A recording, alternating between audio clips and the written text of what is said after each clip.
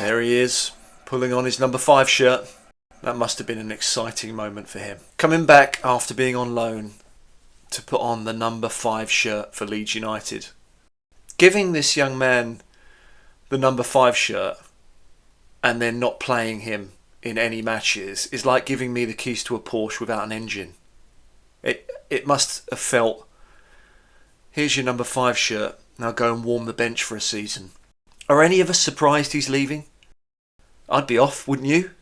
In a season where we had Joe Rodon having to play every single match, and we had to pull, or took the decision to pull our best midfielder into centre-back rather than give this young man, Charlie Cresswell, some minutes on a football pitch.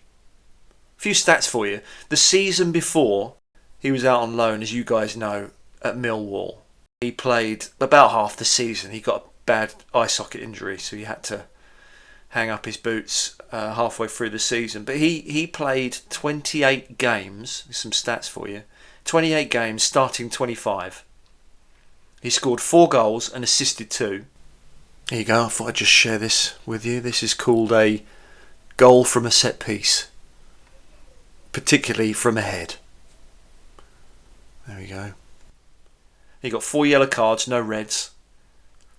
He played 81 progressive passes during that time, 16 recoveries and 15 progressive carries, which if you compare to Joe Rodon, who did great for us, Joe Rodon started 42 matches and he had 180 progressive passes.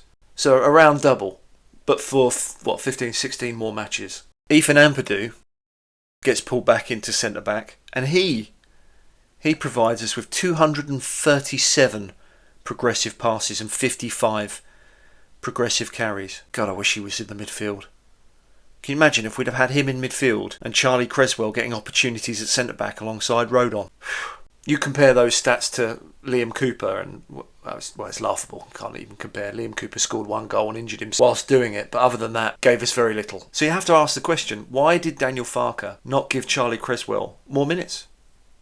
And it's bonkers, isn't it? By giving him the number 5 shirt, they clearly had it in mind that he was going to be getting some football. I mean, he was part of the squad that won the European Under-21 European Championships. There was him, Taylor Harwood-Bellis, Levi Colwill was the centre-backs.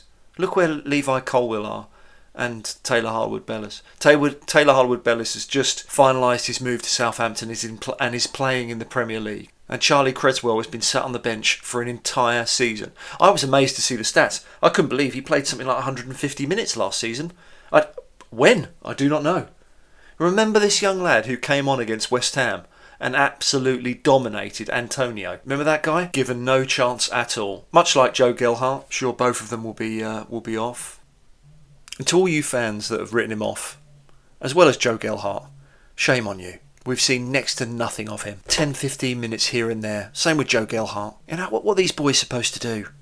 You know, Joe Gelhardt doesn't go on and score a hat-trick and therefore we write him off. None of them have had any consistent run of games.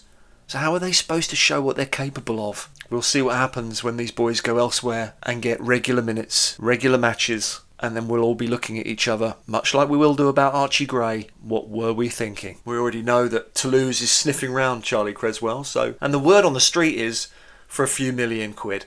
And I'm not one for finances, but yeah, just recently signed a new 5-year contract and he's going out the door. Another strange decision. Archie Gray 1 week, Charlie the next.